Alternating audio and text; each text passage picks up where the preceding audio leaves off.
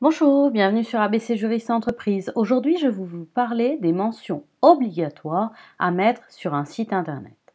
Tout d'abord, première précision concernant les mentions à mettre pour les sites qui ne sont pas des sites professionnels.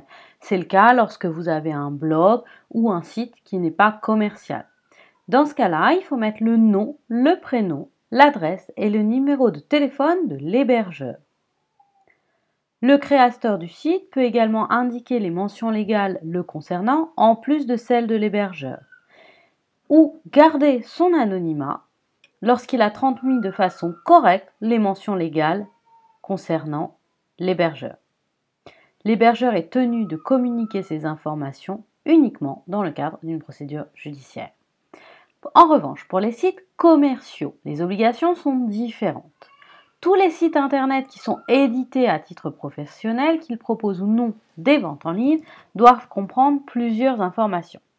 Pour un entrepreneur qui est individuel, par exemple un micro-entrepreneur, son nom, son prénom, son domicile. Pour une société, il faut ajouter sa raison sociale, sa forme juridique, l'adresse de son établissement ou de son siège social. Attention, une simple boîte aux lettres ne suffit pas. Et il faut aussi le montant du capital social. En outre, il faut ajouter une adresse email et un numéro de téléphone. Pour les activités artisanales, il faut le numéro d'immatriculation au registre des métiers. Pour les activités commerciales, il faut le numéro d'identification fiscale, le numéro de TVA intracommunautaire. Pour les professions réglementées, il faut faire référence aux règles professionnelles qui s'appliquent et aux titres professionnels. Il faut également le nom et l'adresse de l'autorité qui a délivré l'autorisation d'exercer lorsqu'une autorisation d'exercer est nécessaire. Enfin, il faut également le nom du directeur de la publication et les coordonnées de l'hébergeur du site, donc le nom, la dénomination ou la raison sociale, l'adresse et le numéro de téléphone. Pour les sites marchands, il faut ajouter les conditions générales de vente. Je reviendrai sur ce sujet dans une autre vidéo.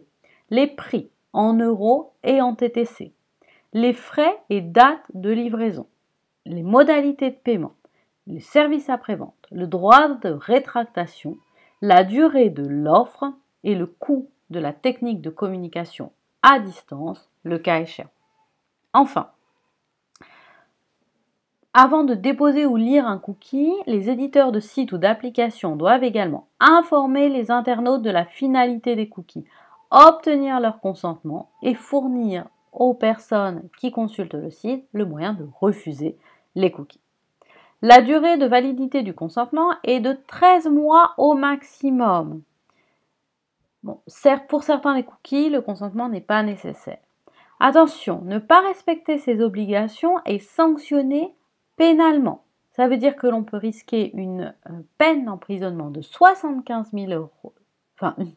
On peut risquer, jusqu'à 1 an d'emprisonnement et une amende jusqu'à 75 000 euros pour les personnes physiques, donc pour les entrepreneurs individuels notamment, et 375 000 euros pour les personnes morales. Voici les obligations en matière de site internet. Je vous invite à me retrouver sur ABC Juriste Entreprise pour toutes les informations liées aux entreprises. Pour cela, le mieux est de vous abonner à ma chaîne. Je vous rappelle mes coordonnées et je vous retrouve très vite pour de nouvelles vidéos.